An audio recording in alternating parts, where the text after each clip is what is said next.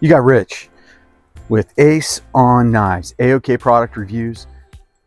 I'm in Indiana and we're getting ready to go through a little bit of weather, a little bit of storm, a little bit of snow. I love me some snow. Always have. You always want to dress accordingly in the snow as well. You want to layer up. If you notice, I've got like 3-4 layers on. I got a wool shirt, nice winter work coat. Look at this. You know, logo. I got my knit cap on, my work pants, my fingerless gloves. You know I like me some fingerless gloves. And today I'm carrying the Essie Zancudo. I figured it was an appropriate day to carry an American-made, well, American-designed, Taiwan-made flipping knife by Essie. Why not? Let's get out of the snow. Whew. It's a little chilly out too. Well, because it's nice and cold out, snowing, and I'm all geared up, I thought, what better than talking about how to keep warm? You already know what I'm carrying. I'm carrying the Essie Zancudo. I'm going to leave these on. My digits are still a little chilly. I can't emphasize more. I know most of my subscribers are probably grown adults and should know this or know better, but wool. 100% wool is the way to go.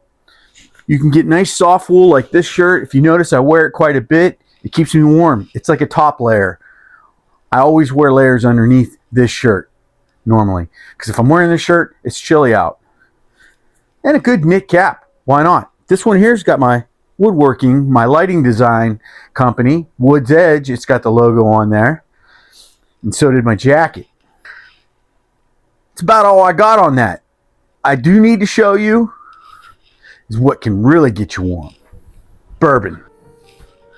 Now the cool thing about this is for Christmas, my wife has trouble finding Christmas presents for me, so she's always on the look for something kind of like special. Something that she can say, hey, I thought this out.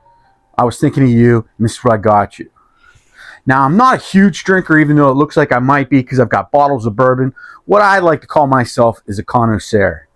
I like the good flavor of a good bourbon on occasion. Responsibly, and don't drink and drive. There's my community message, but don't ever drink and drive. That doesn't mean you have to drink responsibly all the time. She got me. I think you would pronounce that knafs. Ultra clarity crystal glasses. She knew I was out here drinking with my buddies every once in a while and doing some videos on bourbon reviews and things like that. And she said, my man needs nice quality crystal glasses to drink out of. Look at that. You know, you can buy drinkware at Walmart, whatever kind of store like Walmart, and it can kind of resemble crystal, but there's nothing better than drinking a bourbon, a vodka, whatever the hell you want to drink out of it. Shoot, soda pop, I don't care, milk, but you know you're drinking out of a real crystal glass. I'm not sure what real crystal is, but you know I'll put it up here somewhere with a definition of what crystal is, defining it against what regular glass is. Because if you ask me, I would be like, okay, that's a nice glass, and it's made out of glass. But for some reason, they call this crystal, and it's special. Now, I just came in out of the snow. You saw me out there in the snow. You say, hey, what kind of bourbon's Dick Ritchie drink? I got my Mario, see my Mario Brothers clock up there? It's 12:35 in the afternoon. It's bourbon 30 in some parts of the world. I'm going to go with JTS Brown. Now, if you saw my bourbon podcast with my buddies that I had, right here's the thumbnail for it, and then I'll try to link it somehow so that you can jump right in there and you can watch us. 4 or 5 of us jackasses drinking bourbon and determine what bourbon was the best out of about 4 or 5 budget bourbons. I still have 5 more to do. Do you want a Yenling or something? going to do a chaser first, and then maybe I'll do a quick shoot. So, the plan is to call this Four Bourbons podcast. I'm still trying to round those same guys or other guys up to do the other 5 bourbons. I got 10 bottles of bourbon behind me at least. I got at least 10 bottles of bourbon behind me. This one got hit. It got hit pretty good. And I even got a backup JTS back there for some reason. Somebody bought another bottle and brought it. But I got all kinds of good bourbon back there that I bought for under $30 for a fifth either. But I'm going to drink a little of this JTS Brown because it won that night. And I just want a little sip, a little snort of some JTS bourbon on a nice cold winter day.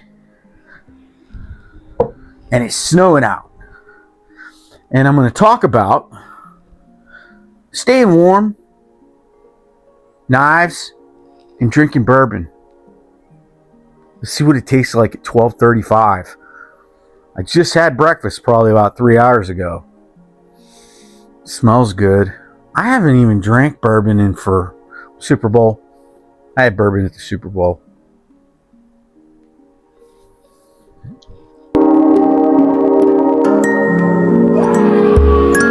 See, even when I like it, I get whiskey face. The first drink gets me every time. But I force myself to drink bourbon straight, even though I prefer it with, say, 7-Up, ginger ale, or Coca-Cola, RC Cola, whatever.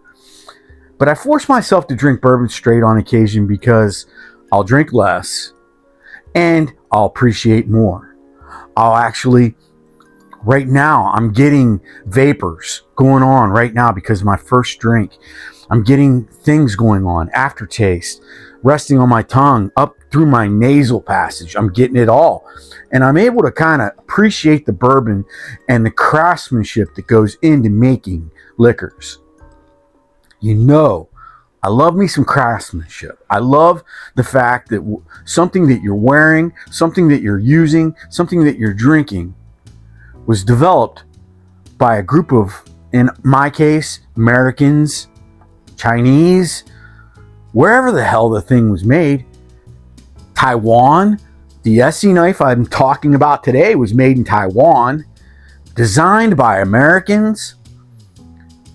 It's really nice, but you're feeling the cultures of the people that made it sometimes. Sometimes you're not at all. You know? And that leads me to, let's talk about this. I got something. Hold on. I got to go to the house and get it. I'm back. I had to go to the house.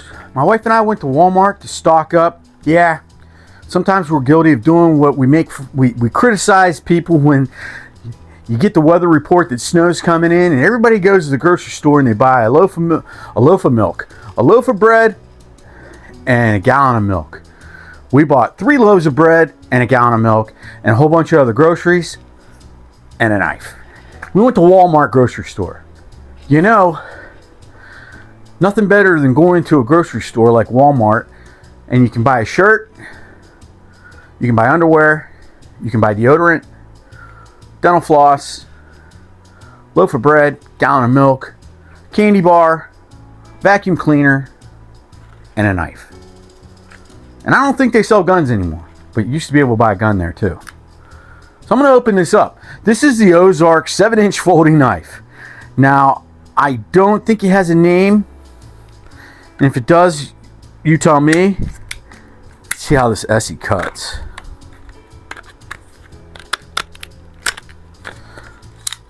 So this knife, it seems as though you have 2 options with this knife, to where you can get it with the black G10 scales, or you can get it with a blue aluminum. And you know I like a metal scale typically, but on this knife, I like this one because it has highlights, pops of color. Even the cheapest knife makes me happy with pops of color. Now, of course, it just says stainless steel blade. Who knows? It's got a hollow grind. It's kind of a sheep's foot, bellying up, Ozark Trail knife. Now the liners are like an anodized red. Lanyard hole, thumb studs, tip down, pocket carry, non-reversible. This is a $7.84 knife. They had a $5.84 knife, but I don't know which knife that was. Okay, let's check it out. Now, I'm sure it's on copper washers.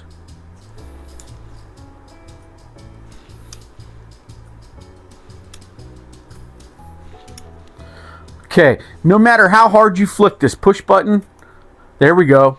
I got a really good hard.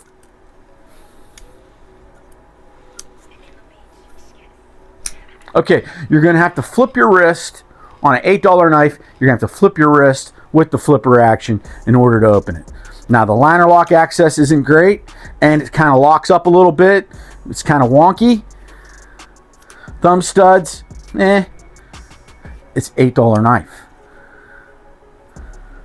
That's what you get for $8 loosening this up. So I'm just going to guess there's T6 screws on the pivot. My guess was right. And folks, this is why you don't buy cheap knives. We're a T4 on the pocket clip screws and a T6 on the pivot. Now I got to take this clip off just so that I can loosen the pivot, which is fine because I'll probably leave the clip off and put a lanyard on something like this if I don't throw it in the trash. I don't throw knives away. I'm just kidding. Now I'm going to give it oil. KPL Original is the oil I like to use. So now I'll get down in there and I'll dab a drop of oil on the back side, and then I like to dab a little oil on the front part where a lot of times it's where your detent's occurring. I'm going to work that oil in there. Before you know it, this $8 knife is going to have the action of a $24 knife. It's just that easy to mess with your stuff. Look at that drop. Look at that open. You see my amazement? So now, that lockup is not great. That liner lock. Look at her open. A little bit of oil and a little bit of attention to the pivot, and you've got an $8 knife acting and working like a more expensive knife. But that opens great now. She was not wanting to open. I'm hardly... See that? Look, I'm going to use my pinky finger. Yep. It's just that easy. Now you got a decent knife with action. It's kind of cool looking with a little bit of red going on here. You know, if I would have had this knife before the Super Bowl, this might have represented one of the red and black teams that was going to the Super Bowl. Probably the Chiefs. You never know. Look at that drop. This is going to turn into a knife I like. Just that easy. I was almost ready to throw it away. You know what? Cheers to Ozark Trails. That's a little lesson on how to make your Ozark Trail knife, your $7, $8 Ozark Trail knife, perform like a $20 or $30 knife that you buy that has good action, better materials. But you know what? This is a sharp little knife.